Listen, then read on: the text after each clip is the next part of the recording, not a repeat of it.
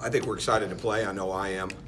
And your stomach starts to feel a little different, like right now, getting ready for a game. It doesn't matter who it is. I mean, that means that competition with somebody else is here, and that's how I feel. I think where we're at right now is we're spending so much time trying to learn what it takes to play and how we want to play versus exactly what's going to be most efficient for us. So we're really trying to find what our identity is going to be. We know what we're working on. I know what we're behind on. I know how far we're behind in those different situations. They don't, because they're spending a lot of time trying to figure out, how to get through each practice, how to become more efficient, become more effective, how to play with one another. And the one thing that we're really, really behind on is how much we play, how much we scrimmage. And because we've really needed to get an understanding of spacing, we've really, really worked hard on our footwork. Hope it starts to show up. I think we've worked hard on our ball handling and driving, but I'm hugely afraid that tomorrow night with a team like this, with Valdosta State that was 5th in the country in Division II last year in points efficiency, that it could be a track meet. We just don't want it to be a turnover fest. And that's what we've got to work through that, because there's no way we can turn the ball over the way we did last year and have success. But we can't miss open shots like we did either. So those are the kind of things we've got to brace for down the road. But right now we've got to learn what it takes to play with one another, how to string possessions together, play through fatigue, try to eliminate as much trying to make something happen that's not there, and try to make the next pass, try to make the next play, try to make the right play, try to get that understanding, and knowing that we're behind in a lot of that situational basketball. But I'm glad we have a couple weeks before we start our regular season. But glad to have an opportunity to play. These guys are efficient. Like I said, they were phenomenal. And point efficiency last year, had a very, very good season. Played very fast on offense. I don't know all the things that they'll have in. They have a myriad of plays inside of their playbook. They lost some really good guards, but they've also added some good guards. And Clay is back, and I think he can really play. They're very good and very adept at drawing fouls, which is scary for such a young team like this, because we're trying to learn how to play hard. If there's one thing we haven't done either, we haven't brought the referees in as early, because we're trying to learn how to compete and play hard. We're not trying to learn how to foul, but we're trying to learn how to play through physicality, compete, and keep going. So we're going to be at the mercy of how good our coaches and GAs have been officiating practice. But I'll open it up to questions. Go ahead. In exhibition games like this, how many different combinations do you typically like to see? I'm not sure. I'm really not. I'm not sure, again, who's going to start. We have 15 guys. It could be hard to do that. I'm not sure. Some of that is going to go on feel inside of the game. I'll break up the groups. I've been doing a lot of 3-5-man groups, and the majority of the stuff that we've done, with the exception of when we scrimmage. Today I'll mix the teams up all together again. The one thing that we're trying to do, because I know if we don't start to do it, we're going to get real behind on it, and it's part of what we've recruited these guys for, is to really get a level of versatility with them. So we try to put them in different situations. We have what we call our leopard offense, and our leopard offense is basically, the leopard changes its spots, right? Like, we're a spot team. We're not you're the 5-man, you're the 2-man, it's you're in the 2 spot, you're in the 5 spot. The point guard is a little bit different, but other than that, it's very much spot oriented. So we're trying to teach guys in the concept of offense a lot of different places to be over the last week and a half. But for the majority of our time, we've been trying to learn how to play. How to play in spacing, how to cut, move without the ball, not let the ball stick in an area, and really, really get guys, because it doesn't matter how many new players you have, moving without the ball, moving the ball in a timely fashion, on time and on target with your passing, being ready to shoot. Those things take time. Now I add the fact that we have 9 freshmen, and a newcomer in Donnell Gresham who's pretty adept at those things. But we have 9 freshmen that have to learn how to do that. And so, combination-wise, I'm not sure. It's going to be a lot of let's see how it's going. Have you ever run this leopard offense before? Well, it's not an offense. It's really more. I call it an offense, but it's really more. You're just in different spots, right? You can come down and say, okay, you're at the 3 spot. You're at the 4 spot. I want to start teaching that, because I want them to get an idea. Okay, like, you got to be able to move around. It's not just, well, I'm a point guard or I'm a 2-man. We're not a position team, right? So for us, so much of it is, especially with young guys, is really, really getting that versatility down so that we can call it on the fly eventually. but come out even of a timeout, sometime over the next 2 weeks, if not tomorrow, hopefully by next week in Charlotte, and move those guys around and have them have a little bit of comfort. But the majority of our time has been playing a lot of positionless basketball so that they get comfortable on the floor. And we'll probably have less plays than that I would have hoped to. I noticed you had the players just listed as B or basketball players. Exactly. In no position. Is that new to you? Or is that new? Is that kind of more changing with the times? Or I don't know if others have done it. Yeah, I don't know. It's new to me, and I just think that's what they are, right? Because it's not valid to call them centers and power forwards and things like that as much with the way that we're trying to play. They're being trained as basketball players every day. I mean, if you came out there, Rodney Howard a lot of times doing the same things that Severe Wheeler's doing, and in the sense of how we train with the ball handling, the driving, the shooting, all those type of things. So that's big to me because that's what we're recruiting. I mean, we're recruiting basketball players, and again with the Leopard, I shouldn't have called it an offense. It's not like it's a set play.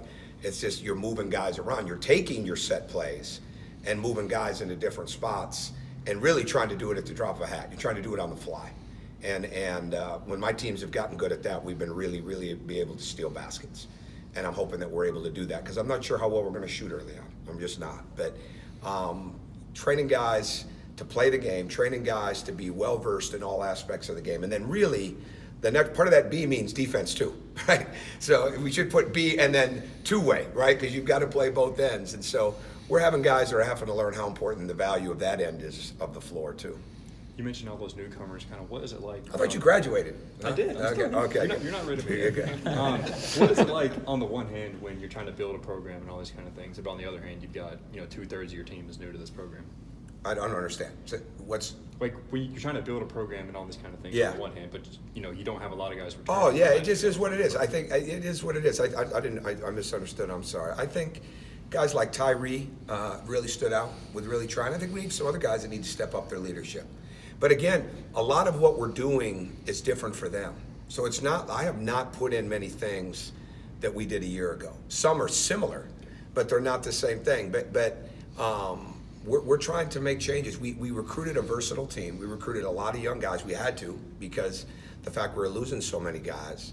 And now we've just got to grow with them. But we need the leadership. The camaraderie has been good, but the leadership now has got to take off even more. But when you're not highly confident in your own game, and it doesn't matter, it really doesn't matter what your age is, when you're not overly confident at what you're doing, and you don't have a lot to fall back on that says, okay, I've done this, and this.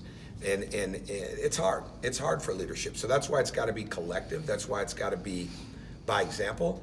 Our talk, and I'm not sure how the other coaches in the country feel, there can't be anybody that's mastered communication at this point. It's just hard, but we're not there yet. Those are the kind of things that we're trying to train. When I talk about, like, we're trying to figure out what it takes to play, right? Well, what it takes to play is how hard you have to play, for how long you have to play, and how right you have to play. It doesn't mean you have to play great. It doesn't mean it has to be perfect. But you have to play right, which means you have to talk. You have to call out things. You have to deliver the ball on offense. And it takes time for guys to do that. When they're so young and they have, we're a product right now, and I said this yesterday at Media Day, but we got a lot of guys, they play to play. Like when we scrimmage, they play to play. They don't really understand, like, we're trying to win that scrimmage. We don't have college basketball experience to fall back on. And so a lot of times we're still a product of, okay, I played at 10:30 this morning, game's over at noon, I got another game at 6:30 or 7. Okay, cool, let's get something to eat and take a nap, right? Like, that's not reality now. And they don't have any games to fall back on. So it becomes so much more of how we compete in practice. And we are behind because we've had to be. We are behind in that level of competition in practice because all we're going to be doing in that sense is correcting 8,000 errors. And we're trying to get a semblance of how we want to play. And over the last week or so, we tried to turn that back up. It seems like there's been a lot of weight training and all of that going on this offseason. Just how have you liked the progress from the younger guys? Tremendous progress. Sean Hayes and his entire group down there deserve a lot of credit. Our whole theme when the spring came was, I'm not I like signs, I like sayings, but I'm not big on mantras and themes. But ours was really going to be this: commit to toughness. All right, and what does that mean? That means everything. It means whatever it takes in the sense of you're going through your workout. It's 45, it's 50 minutes, it's hard, and now you got to finish something off that's going to take another 10 minutes. We've done so many different things inside of that, whether it was our basketball workouts, whether it was our weight workouts. So they're gaining strength, but hopefully they're also gaining a mental toughness to go with an endurance. Whether it was using the indoor facility in football or the outdoor turf in football or the sand pit over there, pushing the sleds, anything that was going to help bring a level of toughness, because we do need that. We need grit. We need to be tougher. We need a little bit of a nastier streak. We need to be able to work through fatigue. We need to be able to overcome things. And I knew we were going to have a very young team, but they have responded. They've definitely made the gains. When you look at some of the things these guys have done across the board, they've made tremendous gains. But now we've got to be able to go out and apply it on the court, and that's going to take some time. Tom, how would you describe managing 10 newcomers? Is it invigorating, to walk into a room where, they're all going through so much together for the first time? And when is enough enough? Like, did you say, do we really want to bring in Peak in August? We already have so many new guys? Or I don't think we're any place where we could say, okay, our talent level is where it needs to be, right? And Mike Peak was one of those guys. By the Peach Jam, he had 20, 25 offers by the time that was over. And it would have been a high-level recruit coming out in a year. And again, we were always going to hold that scholarship, with losing Nick. Okay, we didn't have any illusions that we were going to replace Nick. But the bottom line would be, okay, if we can get some more size, because that was a huge part of where we're at. We're still not big enough, and added him, when you look around the league. But to me, is it invigorating? Yes. I probably, in all honesty, wake up earlier in the morning. No, I'm not kidding. By about an hour. I'm not kidding. On most days. By about an hour. I try to go back to sleep sometimes by an hour to an hour and a half, 2 hours sometimes, where it's just racing in your head. So it's nerve-wracking, but I look at it like this. There's no question it's a huge challenge. Rebuilding a program, refurbishing, however you want to look at it, that's a challenge. But we got to take it as an opportunity, and that's how I view it. So there's an opportunity to grow a lot of guys, and I have to think, okay, am I going too fast on this? Am I going too slow on that? So you sit there in the early morning and sometimes late at night, and you just, second guessing yourself to death on okay, what do I got to get here? Because we don't have things to fall back on, right? We don't have that reservoir and that residual effect. We just don't have that, and so.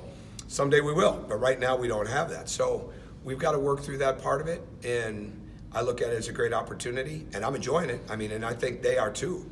But every day is a great learning experience for them and for us, because the last time I had this young a team was that first year in Indiana, when we had maybe 9 scholarship guys, 8 walk-ons, whatever we had, raiding the baseball team and the whole thing. It was hard. And so we have a little more experience back on this team than we did that team. But it's hard. It's very, very hard, because everybody loses guys in the league, but I can't imagine anybody's got 10 new guys. I haven't looked at it, but I can't imagine anybody does. Anybody else? All right. Thanks a lot. Thank you.